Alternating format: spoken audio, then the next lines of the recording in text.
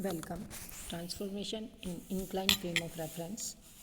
इनमें हम coordinate transformation की बात करेंगे। यहाँ पर कोऑर्डिनेट किस तरह से एक दूसरे से रिलेट होते हैं और किस तरह से इनका ट्रांसफॉर्मेशन रिलेशन होता है। Coordinate transformation in an incline frame reference frame की बात आज हम कर रहे हैं। कोऑर्डिनेट ट्रांसफॉर्मेशन, हमने 2 डायमेंशनल ट्रांसफॉर्मेशन की बात की है। Coordinate of any point P in reference frame S are x, y and z।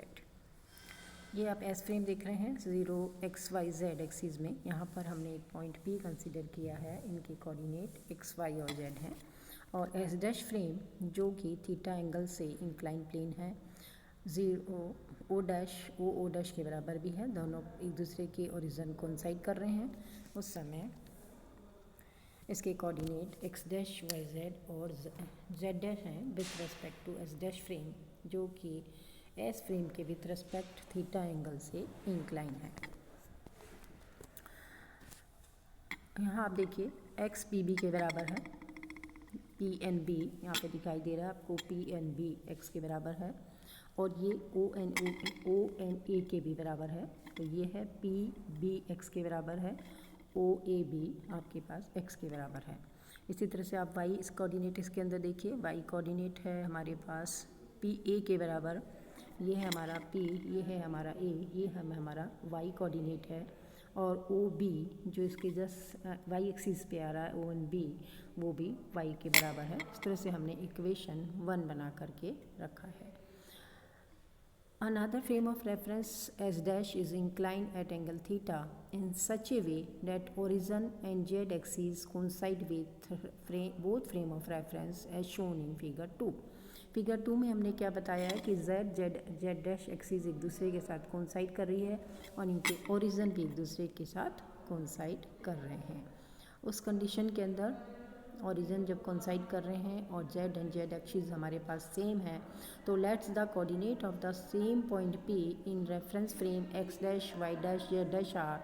x dash किसके बराबर है देखिए,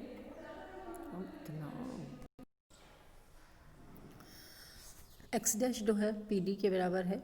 यहाँ पे देखिए आप x डैश PD के बराबर है और x डैश उसके साथ साथ OC के भी बराबर है। y डैश PC के बराबर है, P और C आपको दिखाई दे रहा है, y डैश PC के बराबर है, साथ साथ OD के भी बराबर है। इक्वेशन 1 एंड 2 हमने बना करके रखा है, लेकिन इस केस में z और z एक्सिस एक दूसरे के साथ कोइंसाइड कर रही है, देयरफॉर z बराबर z डैश के। Now drop A perpendicular AF on PD। ये PD आपको दिखाई दे रहा है, ये PD A से इसके ऊपर हमने परपेंडिकुलर डाला है AF। In right angle triangle OAE right angle triangle दिख रहा है। इसमें ये जो एंगल है ये परपेंडिकुलर है, तो E वाला एंगल आपके पास OEA आपके पास 90 है।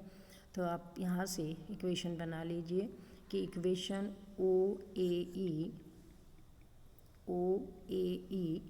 प्लस EOA 90 के बराबर है। क्योंकि एक एंगल 90 के बराबर है तो बचे हुए 2 एंगल भी आपके पास इनका सम भी 90 के बराबर होगा। इसी को EOA जो है,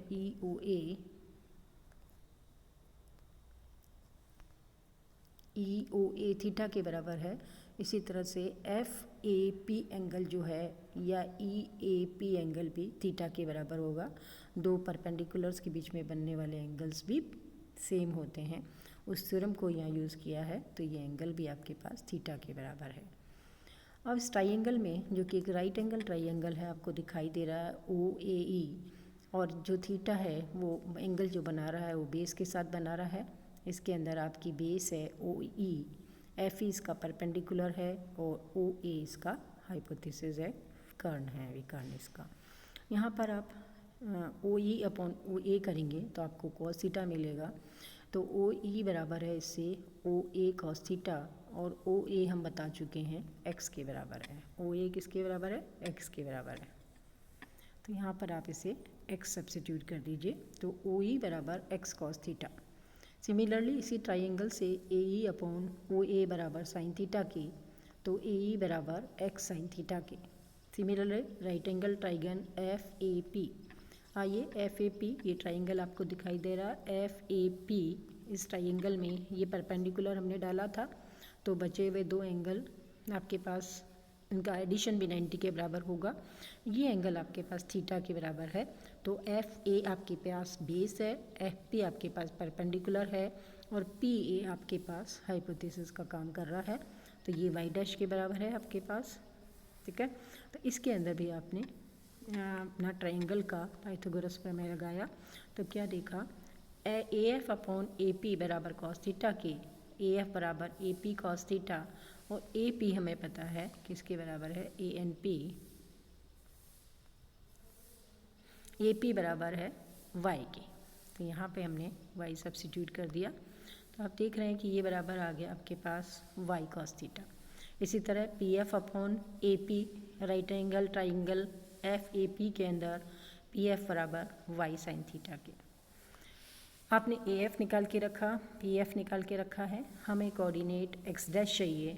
x डैश किसके बराबर है, PD के, और PD किसके बराबर है, PF प्लस FD के।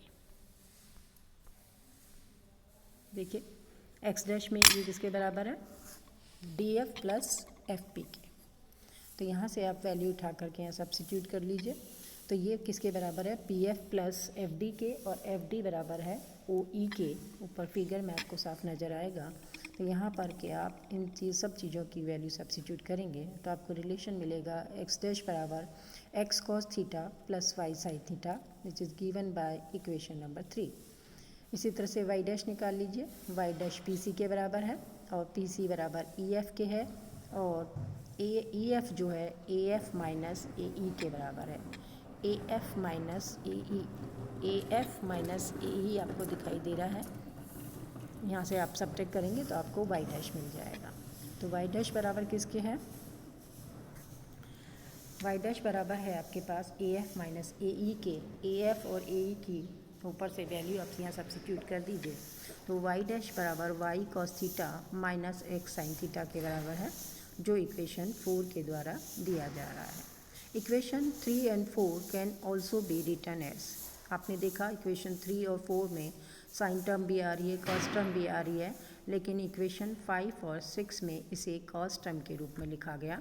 तो x डैश बराबर x cos x dash O X, ये एंगल आपके पास थीटा है, x dash O X theta के बराबर है आपके पास। और नेक्स्ट जो है, इसे हमने साइन वाली टर्म को कॉस के फॉर्म में लिखा है, plus y cos x dash dot O Y. इसे जब आप सॉल्व करेंगे, x dash O Y angle कौन सा है, x dash O Y, x dash O Y angle है आपका π/2 माइनस थीटा। तो इसे π/-2 थीटा आप लिखेंगे, तो आप देखेंगे कि equation plus y cos theta x dash O Y के बराबर है, ठीक है। π/2 वाला रिलेशन यूज़ कर लीजिए। इसी वे में y डैश बराबर x cos y dash O X theta angle है, plus y cos y dash O Y theta angle है। और इसे भी आप कॉस को, जब आपने माइनस साइन को कॉस के फॉर्म में लिखा, तो ये cos y dash O X के बराबर है। आप ऊपर फिगर से इसे आसानी से देख सकते हैं। साइन और कॉस का कन्वर्जन है ये। तो आपके पास इक्वेशन आती है x डैश बराबर x cos x dash O X plus y cos x dash O Y, equation number 5। y dash बराबर x cos y dash O X plus y cos y dash O Y, equation number 6। Equation 3 and 4 और 5 and 6 are the equation of coordinate transformation in the inclined frame of reference. धन्यवाद।